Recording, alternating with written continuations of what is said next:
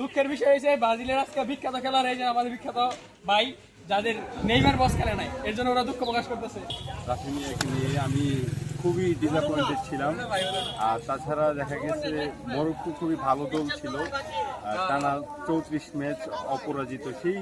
সেই প্রাসঙ্গিক দিক থেকে যদি বিবেচনা করা হয়, ব্রাজিল অবশ্যই ভালো খেলেছে। বিশ্ববিদ্যালয়ের শিক্ষার্থীরা এবং আমাদের আশপাশে যারা ছিল এই এলাকার সকলকে নিয়ে আমরা আজকে রাত্রে 4টা থেকে প্রায় আলো পর্যন্ত আমরা সকাল পর্যন্ত খেলা দেখছি।